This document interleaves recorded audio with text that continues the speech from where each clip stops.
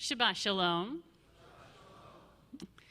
As I think some of you are aware, we have not had air conditioning working in half of this building since, I want to say, about mid-April. Yeah. Sarah Kaiser says yes. It's why, if you notice, there was that big, not so pretty white air tube in Barg going down the middle aisle. Yeah, and Pulaski Roush sometimes to get a little cool air in there. Or if you've been in our admin wing, Sarah. That's why we have these really large, noisy, individual cooling units in each of our offices.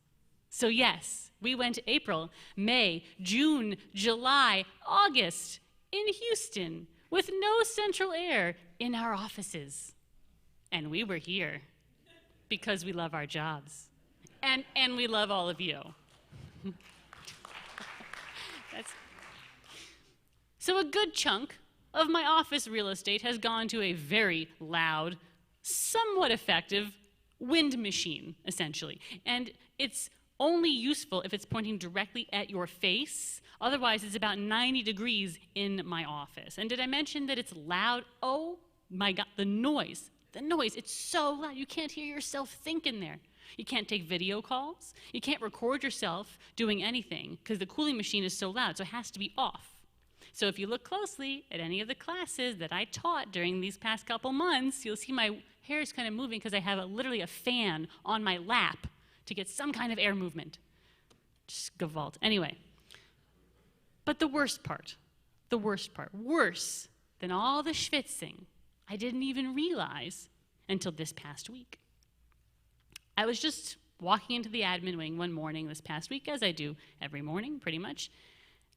And it seemed like every other morning, but then I noticed it, this quiet hum of central air.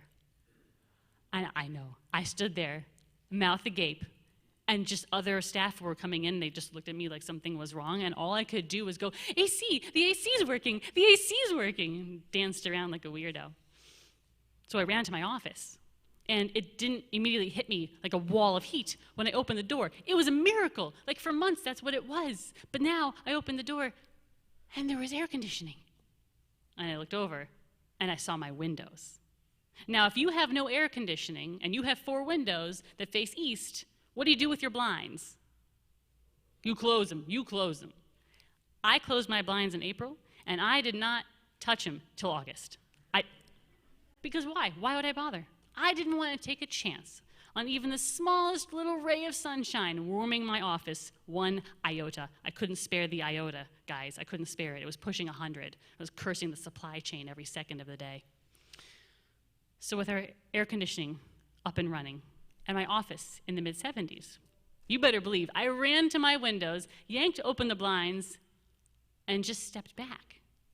Because for the first time since April, I stood in my office and I saw trees and I saw green leaves. I saw, for months I had not seen this wind blowing through the trees. I saw sunshine in my office for the first time in months.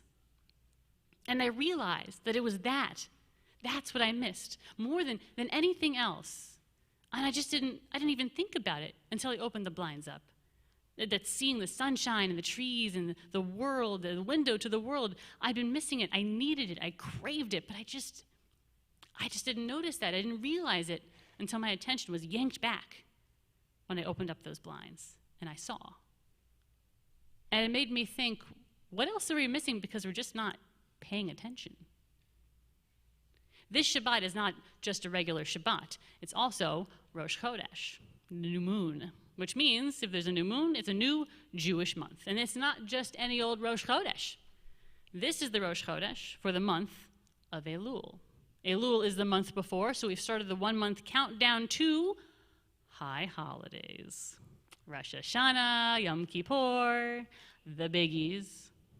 And I've already heard people saying how they've ordered their brisket. Wow. They've invited folks for Rosh Hashanah lunch, for breakfast. They have new recipes for honey cake they want to try. I've heard people say these things this past week too. And all that stuff is very important. It's very holy. After all, we're Jews, and it's food. But in addition to those wonderful preparations of all those delicious foods that we will be feasting on. Traditionally, we are supposed to be doing some other preparations during this time. Spiritual preparations. Oh no, the rabbi's going to talk about that stuff now. Well, I don't actually have to do that much talking. Preparation for high holidays is very little talking involved, almost no talking. It's very much so about listening. Because traditionally, every non-Shabbat morning of this entire month of Elul that we're starting literally right now, traditionally, we blow shofar. I heard someone say it. We blow the shofar, the big long ram's horn. Now, we blow it about 1,000,000 times on Rosh Hashanah. Short blasts, longer blasts, super long blasts. We end Yom Kippur with Nila, Ne'ilah, super duper mega huge long shofar blast. But also traditionally, we blow the shofar every non-Shabbat morning of this month of Elul. Now, there's a lot of reasons given as to why we blow the shofar all month. Some say we do it to confuse the angel, the judging angel sent to judge us on Rosh Hashanah and Yom Kippur. And we blow the shofar to confuse that prosecuting angel so it skips us or something. I don't know. It's an explanation, not my favorite. Some say we do it because of Moses.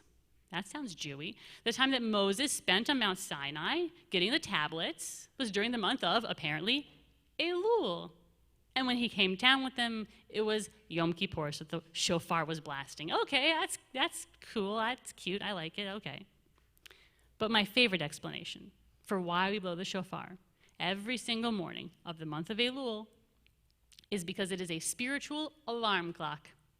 I didn't make that up. That's not an original Rabbi Sarah Fort trademark, patent pending. It's the prophet Amos speaking about the Jewish people, saying that they need to take stock of their own lives. Really, actually, he was yelling at the Jewish people. If you read what he says, Im yitra shofar be'ir ve'am lo yecharadu. When a shofar is sounded in a town, do the people not take alarm? The shofar is meant on Rosh Hashanah, on Yom Kippur, all this month, to be like an alarm clock. When we hear it, we're supposed to be startled. Oh my gosh, what was that? Where am I? What am I doing? What should I be doing? What would I rather be doing? With the hope that the shofar startles us awake, makes us aware, like I was when I saw my windows in my office open, really, for the first time in months. My eyes were reopened. Wow, all this is here, and I didn't realize, I forgot. And all the tumult and the construction, the general busyness of everyday life, I totally forgot this was here. I missed this view, this window to the world. I needed this. It's really important. I can't believe I forgot about it. Like the shofar should be for us, as we're supposed to be doing throughout all of this month leading up to Rosh Hashanah and Yom Kippur. Uncover our eyes to that which we have been ignoring, that which is really important to us. This is the time to take stock of our own lives. Who are we? Who do we want to be? How have we succeeded this year? How have we fallen short? How are we going to try to make it all right? And my blessing for all of us as we enter this most holy month of Elul, holy not because it's for what we've achieved, what we've had success in, but holy because it is a time for seeing that which we have not seen, for hearing that which wakes us up, the shofar's clarion call to all of us. Listen. Listen to your hearts, to your bodies, to your souls. A new year is beckoning. It'll be here before you know it. A new year of opportunity to really take stock of our lives, our goals, our dreams, our shortcomings, and areas for growth. So I hope for all of us that this is a month of personal reckoning.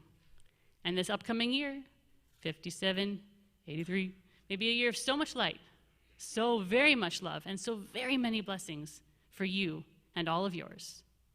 And may I be the first to wish you a 1 month early Shana Tova, Chodesh Tov, and Shabbat Shalom.